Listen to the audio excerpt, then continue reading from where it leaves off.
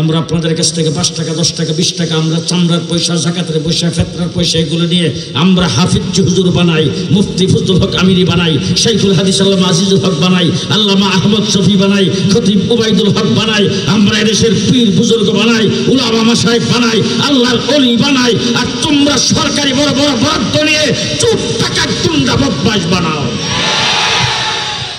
রাগ করতেছেন মনে হয়? রাগ করতেছেন? রাগ করতেছেন? রাগ করতেছেন? আপনাদের এলাকায়, আপনাদের টাঙ্গাইলে কোনো মসজিদে জুতা চুরি হয় না তো? মসজিদের গেট থেকে জুতা চুরি হয়েছেন। আমাদের দেশের অনেক বড় বড় ভদ্রলোকেরা, অনেক বড় বড় শিক্ষিত লোকেরা, অফিস আদালতে যারা বড় বড় অফিসার, তারাও কিন্তু অনেক সময় মসজিদে আসে। তো মসজিদের দরজায় জুতা চুরি হয়েছে।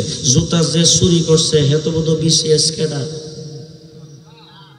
বিএ পাস, মেট্রিক পাস, আস্থা গন্ড মূর্খ, সম্পূর্ণ বখাটে। 500 টাকার জুতা 50 টাকা বিক্রি করিয়া এই তোর কাম।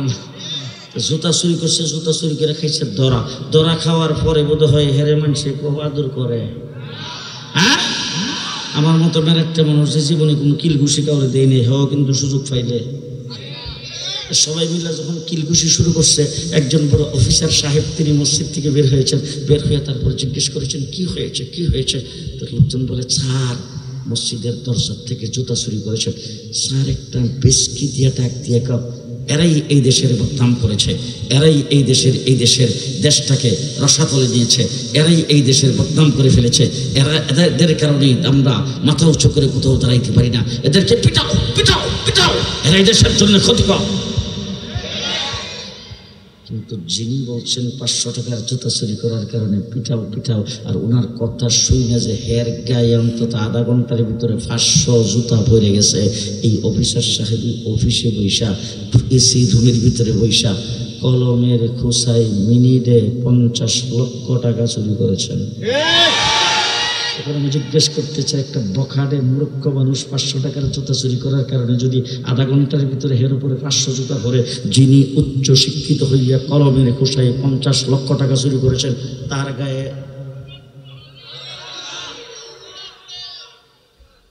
সব ওয়াজ আমি করতে পারবো না, কারণ 19 মাস থেকে এসে কিন্তু সব ওয়াজ আমি করবো না। কিছু ওয়াজ আপনারাও করেন। আমি এখন নিয়ত করেছি সামনে যদি আবার যাইতে হয় আপনাদের শ্রদ্ধা, একা আর যাবো না। আজকে আমার দেশের টকশোগুলি দেখেন, আমার দেশের তৃতীয় মাত্রা আলোচনা দেখেন, আমার দেশের টেলিভিশনে দেখেন, আমার দেশের বিভিন্ন বড় বড় সেমিনার দেখেন। এদেশের বুদ্ধিজীবীরা কিভাবে সুন্দরভাবে মানুষের সামনে উপস্থাপন করে শিক্ষা জাতির মেরুদণ্ড, শিক্ষা জাতির প্রাণ। আমাদের দেশের মাননীয় প্রধানমন্ত্রী বলেছেন শিক্ষাই হলো সবচাইতে বড় সম্পদ। আমি জিজ্ঞেস করতে চাই, কোন শিক্ষা জাতির সবচাইতে বড় সম্পদ? যেই শিক্ষাই উচ্চ শিক্ষিত হয়ে দেশের টাকা পয়সা লুণ্ঠন করে বেগম পাড়ায় বাড়ি করেছেন, এই শিক্ষা কি জাতির সম্পদ? যে শিক্ষায় শিক্ষিত হয়ে উচ্চ শিক্ষা লাভ করে, উচ্চ ডিগ্রি লাভ করে দেশের টাকা পয়সা লুণ্ঠন করে সুইস ব্যাংকে অ্যাকাউন্ট করেছেন, এই শিক্ষা জাতির মেরুদণ্ডের শিক্ষা হতে পারে না। যে শিক্ষায় শিক্ষিত হয়ে দেশের টাকা লুণ্ঠন করে বালিশের টুরের ভিতরে রেখেছেন, এই শিক্ষা জাতির মেরুদণ্ড হতে পারে না। যে শিক্ষায় শিক্ষিত হয়ে দেশের টাকা পয়সা আত্মসাৎ করার জন্য উন্নয়নের নামে রোডের বদৌলতে বাস দিয়েছেন, এই শিক্ষা জাতির মেরুদণ্ড হতে পারে না। যে শিক্ষায় শিক্ষিত হয়ে অফিস আদালতে বসে কলমের খোসায় লক্ষ লক্ষ টাকা চুরি করেছেন, এই শিক্ষা জাতির মেরুদণ্ডের শিক্ষা হতে পারে না। যে শিক্ষায় শিক্ষিত হয়ে মা বাবাকে বৃদ্ধাশ্রমে থাকতে দিয়েছেন, এই শিক্ষা জাতির মেরুদণ্ডের শিক্ষা।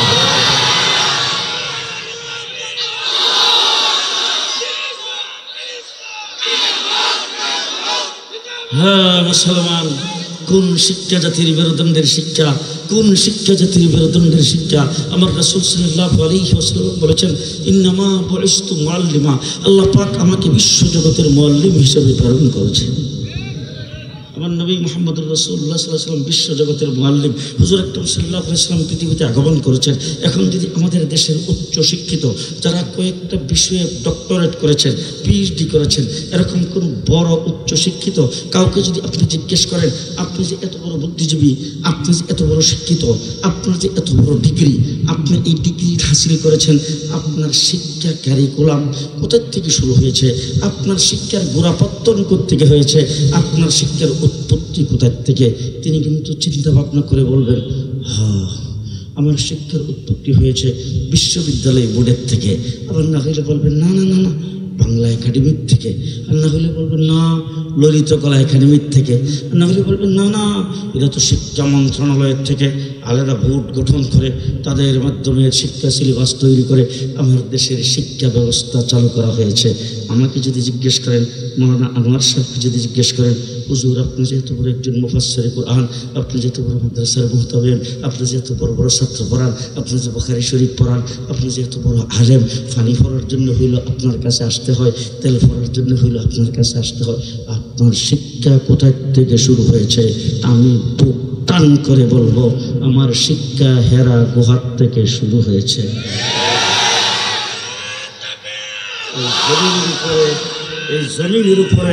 এই জমিনের উপরে সর্বপ্রথম মাদ্রাসা হেরা গুহা, সর্বপ্রথম মাদ্রাসা হেরা গুহা। রাহমাতুল লিল আলামিন দুজাহানের সরদার, যার খাতিরে আল্লাহ পাক আসমান জমিন যাবতীয় সব সৃষ্টি করেছেন, মুহাম্মদুর রাসূলুল্লাহ সাল্লাল্লাহু আলাইহি ওয়াসাল্লাম যদি পৃথিবীতে না আসতো তাইলে বোয়ালি মাদ্রাসাও হইতো না। আমার রাসূল পৃথিবীতে না আসলে টাঙ্গেল নামে কোনো শহর হতো না। আমার নবী পৃথিবীতে না আসলে আনোয়ার নামে কোনো মৌলানা হতো না। আমার নবী পৃথিবীতে না আসলে, ও আমার ভাইরা, আমার নবী যদি পৃথিবীতে না আসতো তাইলে ৭১ মুক্তিযুদ্ধ হতো না। আমার রাসূল পৃথিবীতে না আসলে বঙ্গবন্ধু নামে কোনো লিডার হতো না। আমার নবী পৃথিবীতে না আসলে বাংলাদেশ নামে কোনো দেশ হতো না। আমার নবী পৃথিবীতে না আসলে ঢাকা নামে কোনো রাজধানী হতো না। আমার নবী পৃথিবীতে না আসলে যমুনা নামে কোনো ব্রিজ হতো না। আমার নবী পৃথিবীতে না আসলে পদ্মা নামে কোনো ব্রিজ হতো না, এক্সপ্রেসওয়ে রুট হতো না, টানেল হতো না কর্ণফুলীতে। রাসূল পৃথিবীতে আগমন করেছেন, থামেন, আমার রাসূল পৃথিবীতে আগমন করেছেন, এই জন্য আমরাও পৃথিবীতে আগমন করেছি। হযরত আদম আলাইহিস সালাতু ওয়াস সালাম আল্লাহকে জিজ্ঞেস করেছিলেন, আল্লাহ জান্নাতের ভিতরে বসবাস করি, যেই দিকে তাকাই সেই দিকেই দেখি তোমার নামের সাথে একটা নাম লেখা।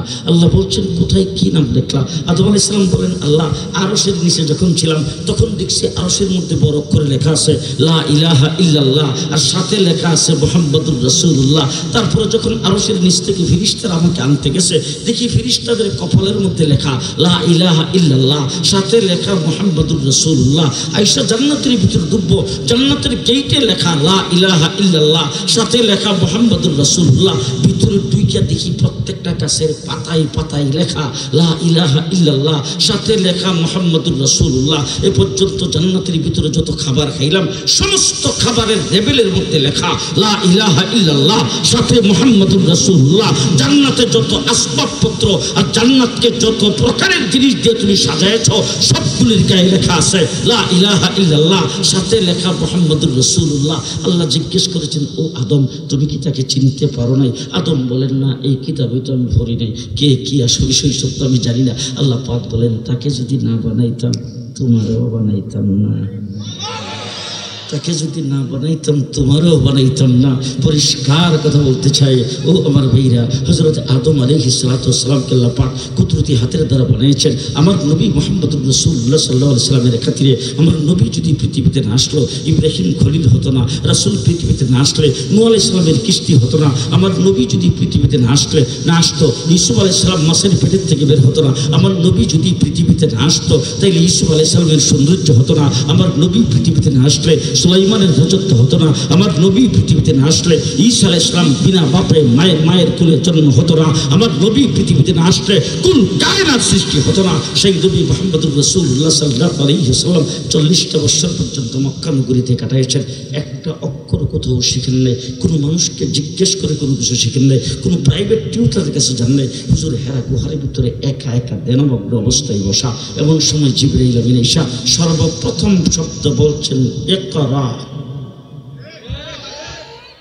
পরনে রাসূলুল্লাহ সাল্লাল্লাহু আলাইহি সাল্লাম আশ্চর্যান্বিত হয়ে বলছেন, 40টা বছর 2 মাস পার হয়ে গেল, একটা অক্ষর কোথাও পড়লাম না, কোনো মানুষের কাছে যাই একটা অক্ষর শিখলাম না, কোনো জায়গায় যাওয়ার কোনো কিছু করলাম না, কোনো স্কুলে যাই নাই, কোনো পাঠশালায় যাই নাই, আমি তো পড়ি নাই, মা নাবি কারিগিন, আমি তো পড়া জানি না, আমি পড়ি নাই তো, পড়া আমার কাম না, আমি জীবনও পড়ি নাই। জিবরাইল আমিন হুজুরকে চাপ দিয়ে ধরছেন, দৈরা ছেড়ে দিয়ে বলছেন, এ করা পড়ুন। তার কারণ হলো আপনি বিশ্ব জগতের শিক্ষক, আপনি বিশ্ব জগতের শিক্ষক, আপনি যেই শিক্ষায় মানুষকে শিক্ষিত করবেন সেই শিক্ষাই হবে জাতির মেরুদণ্ডের শিক্ষা। মুহাম্মদুর রাসূলুল্লাহ সাল্লাল্লাহু আলাইহি ওয়াসাল্লাম ওই হেরা গুহা থেকে বের হয়ে আসছেন, আয়েশা তারপর সর্বপ্রথম মাদ্রাসা কায়েম করেছেন, মাদ্রাসার নাম দারে আরকাম। কি নাম? দারে আরকাম নুরানি মক্তব। সেই নুরানি মক্তব কায়েম করেছেন দারে আরকাম। সেখানে 13টা বছর পর্যন্ত দারে আরকামের ছাত্র যারা ছিলেন তারা নির্যাতনের পরে নির্যাতন ভোগ করেছেন। দারে আরকামের সেখানে কোনো খাবার নাই, কোনো খাবার পৌঁছানো যাবে না, চতুর্দিকে অবরোধ করে রেখেছেন। এই জায়গার ভিতরে নির্যাতনের পরে নির্যাতন ভোগ করে তারপর ওখান থেকে হিজরত করে রাসূল যখন মদিনায় গিয়েছেন সেখানে যাইয়া জামিয়া কায়েম করেছেন, জামিয়া আসহাবে সুফা। দারে আরকামের নুরানি মক্তবে সর্বপ্রথম ভর্তি হয়েছেন হযরত আবু বকর সিদ্দিক। আরে সুবহানাল্লাহ, এখন না, সকালে নাস্তার পরে কইেন। দারে আরকামের নুরানি মক্তবে ভর্তি হয়েছেন সর্বপ্রথম হযরত আবু বকর সিদ্দিক। সে আবু বকর সিদ্দিক নুরানি মক্তবে এখান থেকে ভর্তি হইয়া আসহাবে সুফার জামিয়াত থেকে দাওরায়ে হাদিস পাস। বিশ্বাস হয়েছে না? হ্যাঁ, কেমন শিক্ষা দিয়েছিলেন, কেমন শিক্ষা দিয়েছিলেন। আসহাবে সুফফা যায় দাওরায়ে হাদিস পাস করেছেন হযরত আবু বকর সিদ্দিক। রাষ্ট্র তো জীবনও চালাইছেন, খালি মসজিদের ইমাম ছিল। আস্তে কর। হ্যাঁ, কুরআন যার সম্পর্কে বলছে, আর কুরআন যার সম্পর্কে বলছে রুহামা উবাইদাহুম, আর হাদিসে পাকে রাসূল বলছেন আরহামু উম্মতি বি উম্মতি আবু বকর। তাইলে তিনি এরকম রহম দিল আর অত্যন্ত ঠান্ডা মিয়া। আমার রাসূল যখন ইন্তেকাল করেছেন তখন হযরত আবু বকর সিদ্দিক খলিফাতুল মুসলিমিন আমিরুল মুমিনিন হয়েছেন। রাষ্ট্রটা তো বোধহয় খুব খারাপ চলছিল। রাষ্ট্রের এরিয়া তো আপনাদের টাঙ্গাইল জেলার সমান। যে হযরত আবু বকর সিদ্দিকের রাষ্ট্রের এরিয়া 9.5 লক্ষ বর্গ মাইল। এই এত জোরে সুবহানাল্লাহ বলে বাইরে থেকে মানুষ শুনবে, আসতে কম। 9.5 লক্ষ বর্গ মাইলের রাষ্ট্রপ্রধান আমিরুল মুমিনিন খলিফাতুল মুসলিমিন হযরত আবু বকর সিদ্দিক। আর এই রাষ্ট্রের প্রধান বিচারপতি হলেন হযরত ওমর ইবনুল খাত্তাব। বিচারপতিটা কেমন? প্রধান বিচারপতি হযরত ওমর ইবনুল খাত্তাব। শুধু একটা ঘটনা আপনাদেরকে শোনাইতে চাই। 1 বছর পর্যন্ত বিচারপতির দায়িত্ব পালন করেছেন হযরত ওমর ইবনুল খাত্তাব। 1 বছর পরে আমিরুল মুমিনিন খলিফাতুল মুসলিমিন হযরত আবু বকর সিদ্দিকের কাছে আসছেন। আয়েশা বলছেন, আমিরুল মুমিনিন খলিফাতুল মুসলিমিন একটা প্রস্তাব নিয়ে এসেছি। তো হযরত আবু বকর সিদ্দিক বলে, ভাই ওমর কি প্রস্তাব নিয়ে আসছো? বলে, প্রস্তাব নিয়ে আসছি আমাকে যে বিচারপতির দায়িত্ব দিয়েছেন ওইটার থেকে ইস্তেফা দিতাম। আমিরুল মুমিনিন খলিফাতুল মুসলিমিন হযরত আবু বকর সিদ্দিক আশ্চর্য হয়ে ওমর ইবনুল খাত্তাবের দিকে তাকায় আছেন আর মনে মনে ভাবতেছেন, ওমর তো রাগী মানুষ। 1 বছর পর্যন্ত আমি যে রাষ্ট্র পরিচালনা করেছি এর ভিতরে হয়তো আমার দ্বারা কোনো প্রকার বাড়াবাড়ি হয়েছে অথবা কোনো ধরনের কাজকর্ম তার পছন্দ হয়নি, এই জন্যে বোধহয় ওমর রাগ করেছেন। তার কারণ হলো ওমরের তো যেই জালালি মেজাজ, আমার রাসূল বলছে ওমর টাঙ্গাইল গেলে সেই টাঙ্গাইলে ইবলিস আসবে না। টাঙ্গাইলের নাম করলে আপনারা চিনতেন না, লেখে টাঙ্গাইলের নাম করলে হুজুর বললে আপনি করেন। ওমর যদি বাংলাদেশে আসত 7 তারিখের election, high high high, Omar যেখানে যাবে সেখানে মিস্টার ইবলিস। আমার রাসূল সাল্লাল্লাহু আলাইহি ওয়াসাল্লাম একটা রাস্তা দিয়ে যাইতেছে, হুজুর মনে হইছে একটা কথা কইয়া বলবো। হুজুর রাস্তা দিয়ে যাইতেছেন, একদিক দিয়া যায় দেখে একটা চৌরাস্তার মোড়ে একটা কালো হাফসি মহিলা মনের সুখে খুব আনন্দে দব বাজাইতেছে আর গীত গাইতেছে। এটা কিন্তু ইত্তেফাকের বিবৃতি কইতেছি না আমি, এটা হাদিসের কথা, বুখারীতে আছে। হ্যাঁ, গীত গাইতেছে আর দব বাজাইতেছে। রাসূল সাল্লাল্লাহু আলাইহি ওয়াসাল্লাম দেখা দাঁড়াইছে যে মহিলা দেখছে, দিককেও বাজাইতেই আছে আর গীত গাইতেই আছে। হুজুরের দিককেও বন্ধ করে নাই।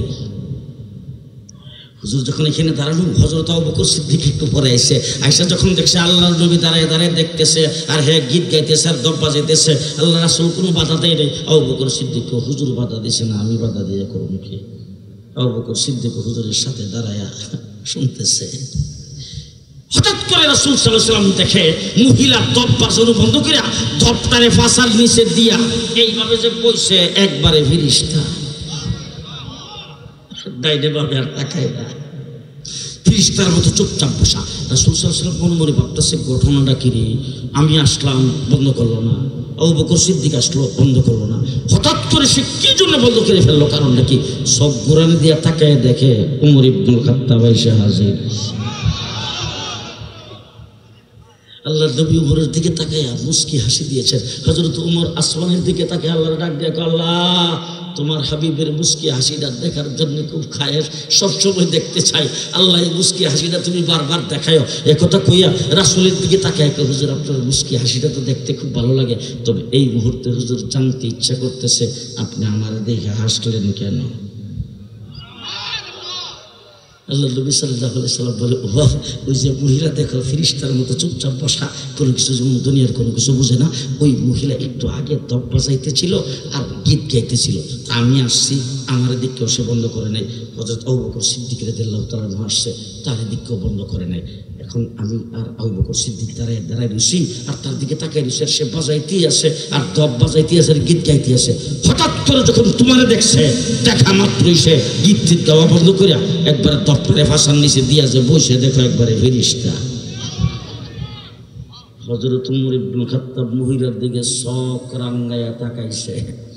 মহিলার এবার কিছু কইব আর কি, যে ডাক দিয়া বলবেন যে আল্লাহর নবী আইছে, রাহমাতুল লিল আলামিন আসছে আর হযরত আবু বকর সিদ্দিক আইছে, তাদেরকে দেখে তুমি বন্ধ করলা না, আমি আসার পর আমার দেখে বন্ধ করলে কেন? আমার দাম কি তাদের চেয়ে বেশি নাকি? আমার শক্তি কি তাদের চেয়ে বেশি নাকি? এই কথাটা বলবে। আল্লাহর নবী ডাক দিয়ে ওমরকে, ওমর থামো থামো থামো থামো। মহিলার কোনো দোষ নাই, তার কারণ হলো মহিলার দিয়া মিস্টার ইবলিসে কাজটা করাইতেছিল। তোমারা যে মাত্র দেখছে ইবলিস চলে গেছে, মহিলাও সাইড হয়ে গেছে। উমর যেখানে যাবে সেখানে মিস্টার ইবলিস। সেই উমর যখন আবু বকর সিদ্দিক রাদিয়াল্লাহু তাআলা আনহুকে বলতেছেন বিচারপতির থেকে ইস্তেফা, আবু বকর সিদ্দিক ভাবতেছে না জানি কোন কথা কোন সময় কইলাম। উমর মনে হয় জ্বালালি তবিয়ত, তো মনের ভিতরে মনে হয় দুঃখ লাগছে। ভাই উমর, আমি কি তোমার সাথে কোনো খারাপ ব্যবহার করেছি বা আমার কাজকর্মের দ্বারা কি তুমি মনে করো দুঃখ পেয়েছো? উমর ইবনুল খাত্তাব না না না, আমি বলেন কি, আপনি রাষ্ট্র পরিচালনা করতেছেন, আপনার দ্বারা কোনো দুঃখ পাইনি। বলে তাইলে মনে হয় এই বাদী বিবাদী তোমার কাছে বিচার প্রার্থী হয়েছে, তারা বোধ হয়ে এসে তোমার সামনেই ঝগড়া ফসাদে লিপ্ত হয়েছে, এইগুলি দিকটা মনে হয় তোমার কাছে খারাপ লাগছে, এই জন্য তুমি ইস্তেফা দেওয়ার জন্য আসছো। হযরত আবু বকর সিদ্দিক, হযরত উমর বলেন না না, আমি এরকম কিছু না। বলে তাইলে ইস্তেফা দিতে কেন আসলা? বলে 1 বছর পর্যন্ত বিচারপতির আসনে বসে রইলাম, 1 বছরের ভিতরে একটা মামলা আমার কাছে আসে নাই। जो नाते खुदरा पर दूसरों का हादी बन गया, जो नाते खुदरा पर दूसरों का हादी बन गया, क्या वो नजर थे जो मर्दों को मसीहा कर दिया। हाय हाय हाय, ও আমার ভাইরা, কি ছাত্র তৈরি করেছেন দারে আরকাম আসহাবে সুফফা। 16 লক্ষ ছাত্র তৈরি করেছেন আমার নবী মুহাম্মদুর রাসূলুল্লাহ সাল্লাল্লাহু আলাইহি ওয়াসাল্লাম। কিয়ামত পর্যন্ত আগত সকল মানুষের জন্য, বিশ্ব জগতের জন্য শিক্ষা। কথা সংক্ষেপ করতে চাই, ওনারা যেভাবে আসতেছে, আসার দ্বারা বোঝা যাচ্ছে যে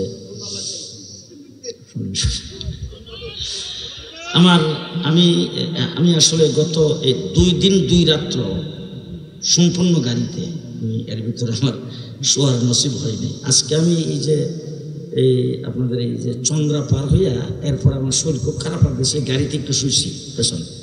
এই শোয়ার কারণে আপনাদের টাঙ্গাইল ঢুকতে আমার আধা ঘন্টা দেরি হয়েছে, ড্রাইভার ফেস লাগিয়ে দিচ্ছে। যাই হোক, তো আমি সামনে আরও প্রোগ্রাম আছে, তো এই জন্য সময় হাতে খুব কম। বিশ্বজগতের শিক্ষক মুহাম্মদ রাসূলুল্লাহ সাল্লাল্লাহু আলাইহি ওয়াসাল্লাম এখন আপনাদের সামনে আমি একটা বলতে চাই, আমার রাসূলকে একটু জিজ্ঞেস করে তো, ও আল্লাহর হাবিব, আবু বকর সিদ্দিকের মতো লোক, উমর ইবনুল খাত্তাবের মতো লোক, উসমান গনির মতো লোক, হযরত আলীর মতো লোক, আলী সম্পর্কে রাসূল বলেছেন আনা মদিনাতুল ইলমি আলিয়্যু বাবুহা। তাহলে এত বড় বড় সাহাবায়ে কেরাম, সোয়া লক্ষ সাহাবী রাসূল সাল্লাল্লাহু আলাইহি ওয়াসাল্লাম তৈরি করেছেন। এত বড় শিক্ষায় রাসূল যে শিক্ষিত হয়েছেন, কোথায় পড়ছেন? হুজুর তো কোনো স্কুলে যান নাই, হুজুর তো কোনো কলেজে যান নাই, হুজুর তো কোনো প্রাইভেট টিউটারের কাছে একটা অক্ষর শিক্ষা করেন নাই। এবার রাসূলকে একটু জিজ্ঞেস করতে, হুজুর বিশ্বজগতের শিক্ষক হইতে গেলে শিক্ষাগত যোগ্যতা লাগে, কোথাও না কোথাও শিক্ষক হইতে হইলে সেখানে যায় শিক্ষাগত যোগ্যতা অর্জন করতে হয়। আপনি যে বিশ্বজগতের শিক্ষক, আপনি কোথায় পড়ছেন, কোথায় থেকে ডিগ্রি হাসিল করেছেন? মুহাম্মদুর রাসূলুল্লাহ সাল্লাল্লাহু আলাইহি ওয়াসাল্লাম বলেন আল্লামানি রাব্বি, আল্লামানি রাব্বি, স্বয়ং রব আমাকে শিখিয়েছেন। কে শিখিয়েছেন? কে শিখিয়েছেন? ব্যাখ্যা বিশ্লেষণের সময় নাই, সংক্ষেপে বলতে চাই। এবার রাসূলকে জিজ্ঞেস করেন, ও আল্লাহর হাবিব, শাইখুল হাদিস এখানে বসা আছে, জিজ্ঞেস করেন আল্লাহ রাসূলকে, ও আল্লাহর হাবিব, আপনি যে বিশ্বজগতের শিক্ষক, আপনাকে রব শিখিয়েছেন। আচ্ছা, শিক্ষার যোগ্যতা আমাদের দেশে তো শিক্ষক হইতে হইলে প্রাইমারি একরকম, হাই স্কুল একরকম, কলেজ আর একরকম, জামিয়া একরকম, নুরানি মক্তব একরকম, আবার ইবতেদায়ী মাদ্রাসা একরকম, এরকম ক্যাটাগরি আছে। তা আপনি বিশ্বজগতের শিক্ষক, আপনি কি পরিমাণ শিক্ষা অর্জন করেছেন? কতটুকু পর্যন্ত শিক্ষার বদৌলতে আপনি বিশ্বজগতের শিক্ষক হয়েছেন? আমার রাসূল সাল্লাল্লাহু আলাইহি ওয়াসাল্লাম 1400 বছর আগে জবাব দিয়েছেন। হুজুর বলেছেন উতিতু উলুমুল আউয়ালিন ওয়াল আখিরিন। আমার আল্লাহ পাক আমাকে আউয়াল এবং আখিরের সমস্ত ইলম আল্লাহ পাক আমার সিনার ভিতরে ঢুকিয়ে দিয়েছেন। মুহাম্মদুর রাসূলুল্লাহ সাল্লাল্লাহু আলাইহি ওয়াসাল্লামকে এবার 3 নম্বর প্রশ্ন করেন, ও আল্লাহর হাবিব, বিশ্বজগতের শিক্ষক যদি আপনি হয়ে থাকেন, জাতির জন্য শিক্ষা সিলেবাস কি প্রণয়ন করেছেন? কোন শিক্ষা কারিকুলাম আর কোন শিক্ষা সিলেবাসে আপনি জাতিকে শিক্ষা দিতে চান? সেই শিক্ষা সিলেবাস কি? রাসূলুল্লাহ সাল্লাল্লাহু আলাইহি ওয়াসাল্লাম বলেন, শিক্ষা সিলেবাস তো জমিনে তৈরি হয় না, শিক্ষা সিলেবাস আসমানে তৈরি হয়। তার কারণ হলো, জমিনে যদি শিক্ষা সিলেবাস তৈরি হয়, সেই শিক্ষা সিলেবাসের ভিতরে লাগিয়ে দেয় হাড্ডি মাটি ডিম, তারা মাঠে পারে ডিম। জমিনে যদি শিক্ষা সিলেবাস তৈরি হয়, সেই শিক্ষা সিলেবাসের ভিতরে বানর থেকে মানুষ তৈরি লাগিয়ে দেয়। জমিনে যদি শিক্ষা সিলেবাস তৈরি হয়, সেই শিক্ষা সিলেবাসের ভিতরে হাঁসের ডাক, ব্যাঙ্গের নাইস, পেনা পেন এগুলি লাগিয়ে দেওয়া হয়। জমিনে শিক্ষা সিলেবাস তৈরি হলে মানুষের মন গড়া চা কিছু তাই করে। এই জন্য শিক্ষা সিলেবাস জমিনে তৈরি হয় না, শিক্ষা সিলেবাস আসমানে তৈরি হয়। যেই আল্লাহ পাক আমাকে বিশ্বজগতের শিক্ষক হিসেবে দুনিয়াতে প্রেরণ করেছেন, সেই আল্লাহ আমাকে সিলেবাস দিয়ে দুনিয়াতে পাঠিয়েছেন। সিলেবাসটা আমি আপনাদের সামনে পড়বো। আমি কিন্তু ঢাকার কোরআন থেকে পড়বো, আপনাদের টাঙ্গাইলের কোরআনে থাকলে মিলিয়ে নিয়েন আপনারা, ঠিক না? মিলিয়ে নিলেন বালকিরা। আল্লাহ পাক কি সিলেবাস দিয়ে রাসূলকে প্রেরণ করেছেন, আর কওমি মাদ্রাসা কি সিলেবাস পড়ায়। আজকে কিন্তু সংসদে দাঁড়ায় বলে কওমি মাদ্রাসা ব্যাঙ্গের শাখার মতো গজে উঠতেছে। কওমি মাদ্রাসা করতে কোনো পারমিশন লাগে না, যেখানে সেখানে একটা ঘর উঠায় কওমি মাদ্রাসার সাইনবোর্ড লাগে, সেখানে চান্দা করে তারপরে মাদ্রাসা করতে শুরু করে দেয়। এটার ভিতরে কি পড়ায়, এটার ভিতরে কোন সিলেবাস পড়ায়, এটার ভিতরে কি শিক্ষা দেয়, এটা কিন্তু সরকারও জানে না, এটা কিন্তু প্রশাসন জানে না। এই সমস্ত কথা